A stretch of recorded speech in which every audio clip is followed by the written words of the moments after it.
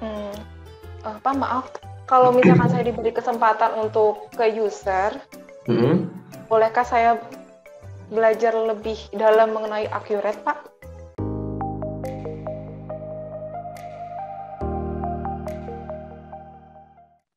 Halo, Iya, halo Pak. halo, ini suaranya kecil sekali. Oh, sebentar. Halo, selamat pagi. Ya, selamat pagi Mbak Devi. Aduh, ini banyak ngirim pakai Word lagi. Ini kenapa CV-nya nggak di convert PDF aja, Mbak? Oh iya, ada Pak yang di-convert sama PDF. Saya download aja jadi susah lagi. Oke, saya buka dulu. Baik.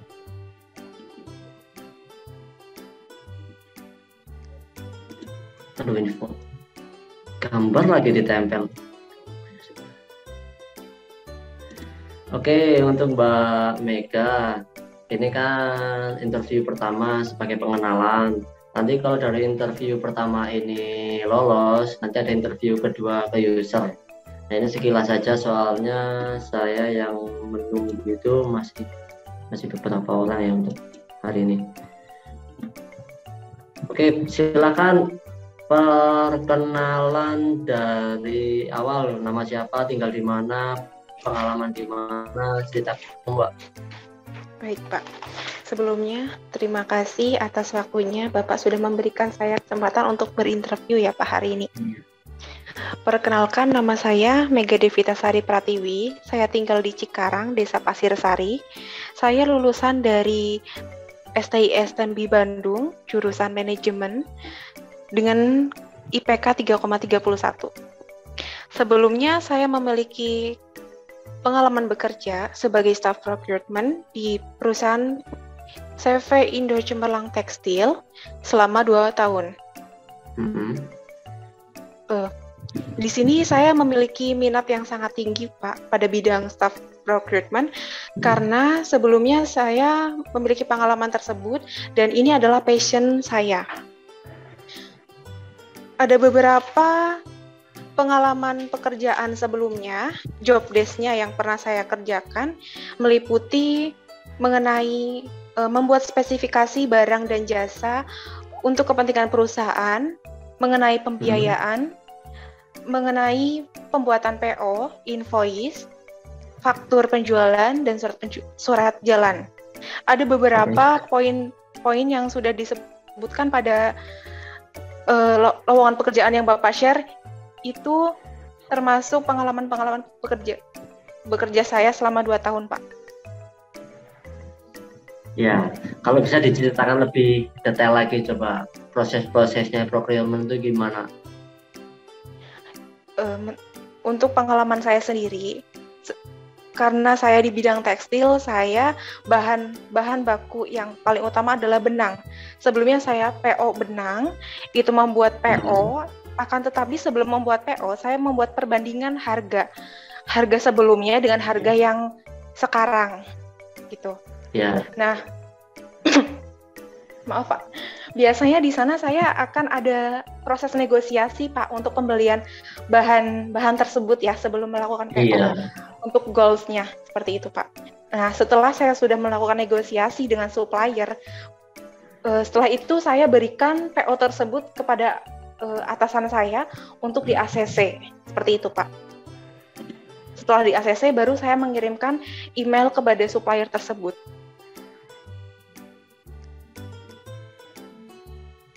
Sudah itu saja? Ya, seperti itu Pak. Sebentar. Melakukan audit ini di yang CV Indo ini, audit itu audit dalam hal apa saja ya? Audit keuangan sama audit barang Pak. Audit barang, contohnya kalau di barang ketika audit barang gitu. Iya, untuk audit barang, jadi misalkan untuk hari ini ada produksi berapa, misalkan ada berapa produksi, ada berapa yang ada berapa yang diproduksi, ada berapa jumlah yang dikeluarkan seperti itu. Sudah? Kita stok of name, kita melakukan stok of name per 1 bulan. 1 bulan sekali. Seperti itu, Pak.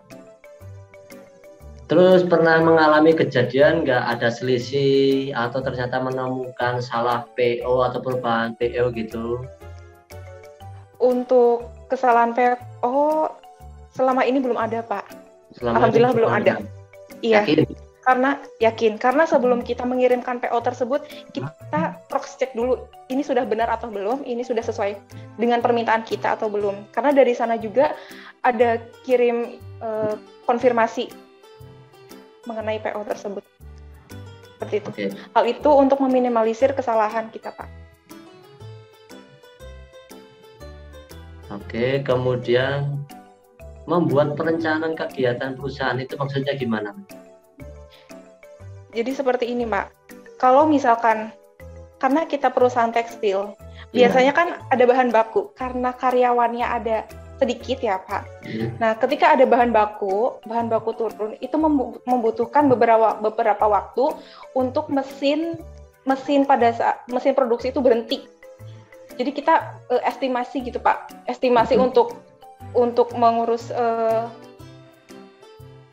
turun untuk mengurus bahan baku yang datang, kita kan harus melakukan penataan bahan baku. Nah, dengan penataan itu kan kita berarti melepas mesin yang sedang berjalan kan, Pak? Nah, jadi mesin sementara diberhentikan, kita mengestimasi berapa lama waktu kita untuk mempersiapkan bahan baku, dari bahan baku datang sampai dipersiapkan, sampai dimasukkan ke mesin lagi, gitu, Pak. Jadi berapa menit, berapa lama waktu yang dibutuhkan untuk mempersiapkan bahan baku yang akan dipasang lagi ke mesin yang masih kosong, seperti itu. Oke, kemudian melakukan penjualan produk ini sebagai sales juga atau gimana? Iya, Pak. Jadi selain saya sebagai finance, procurement di situ, saya merangkap sebagai marketing juga, Pak. Melakukan promosi-promosi ke toko-toko kain. Toko kain promosi ya? Iya, betul. Oke. Kemudian itu ada CS dan admin keuangan. Kita skip yang atas ya. Klinik holistik dental. Ini membuat laporan keuangan bersama ya. Sama, Pak. Pelayanan pasien. Iya, betul. Oke, skip terlalu banyak. Sekarang ke poin utamanya. Dari sisi administrasi dan purchase itu, Mbak Mega ini pakai aplikasi apa biasanya untuk input PO dan lain sebagainya? Kalau itu masih pakai Microsoft Office aja sih, Pak. Microsoft Office-nya tuh lebih detailnya apa? Word sama Excel. Word sama Excel. Betul. Belum pakai aplikasi ya? Belum, di perusahaan yang belum pakai aplikasi, Pak. Yang bawah juga di klinik sama Indonesian Dental Association ini. Kalau klinik ada aplikasi finance-nya sendiri, Pak. Itu nama aplikasinya apa? Saya kurang. Itu harus dicantumkan juga, itu poin plus juga loh sebagai administrasi dan purchase. Iya. Itu Pak? Iya, Pak, karena sudah 3 tahun yang lalu. Sudah. Maaf ya, Pak. Nanti coba saya carikan. Untuk dari sistem atau aplikasi yang tahu dari Mbak Mega ini apa saja? Kalau buat aplikasi administrasi atau sebagai purchasing gitu. Ya. Recruitment biasanya kan ada aplikasinya, setahu Mbak Mega itu apa aja? Wah. Kalau setahu saya ada aplikasi SAP sama Accurate sama Access ya, Pak? Ya. Sudah pernah megang salah satu belum? Nah, itu Pak belum. Belum sama Tapi sekali saya ya? masih belum sama sekali. Tapi untuk yang Accurate sama Access, saya sedang belajar, Pak. sedang belajar. Iya, sedang Itu belajarnya mendalami dari mana? tutorial, Pak. Tutorial. Tapi kalau Oke. megang aplikasinya langsung Belum, belum pernah sama sekali ya. belum. Soalnya di tempat kita itu pakai sistem aplikasi Accurate. Ya. Jadi paling enggak setidaknya kalau user kan sesuai permintaannya itu setidaknya user itu minta kandidat itu harus bisa pakai aplikasi, salah satunya Accurate. Jadi user tuh nggak mau mengajari terus-terusan, setidaknya ada basicnya gitu loh. Permintaan user seperti itu. Ya. Oke, mungkin dari Mbak Mega ini cukup ya. Ada pertanyaan nggak Mbak Mega? Ini masih ada 5 orang yang menunggu interview. Pak, maaf, kalau misalkan saya diberi kesempatan untuk ke user, bolehkah saya belajar lebih dalam mengenai Accurate, Pak? Pasti bisa, dan itu dari kandidat yang sebelum-sebelumnya juga mengatakan seperti itu. Jadi bisa saja nanti tergantung usernya. Saya kan pasti interview pertama itu menginfokan, jadi kandidat itu seperti ini. Nah, nanti kalau ada yang cocok, saya message lagi untuk interview yang kedua. Seperti itu. Kalau diajari, pasti diajari. Cuma kan user kadang kan ada yang harus punya basic, mau, ada yang malas-malesan, ada yang benar-benar nggak mau. Paling nggak ya tahu basicnya itu loh. Jadi nggak ngajari dari nol, buang-buang waktu. Seperti iya, itu. Betul. Oke ya, ada lagi? Baik, Pak. Cukup. Sudah cukup ya? Oke. Iya. Untuk Mbak Mega, terima kasih. Semoga bisa lanjut interview yang kedua ya. Ya, amin. Terima kasih, Pak. Ya, silakan Mbak Mega live dari Zoom meeting ini. Baik, terima kasih Pak atas waktunya. Ya, sama-sama.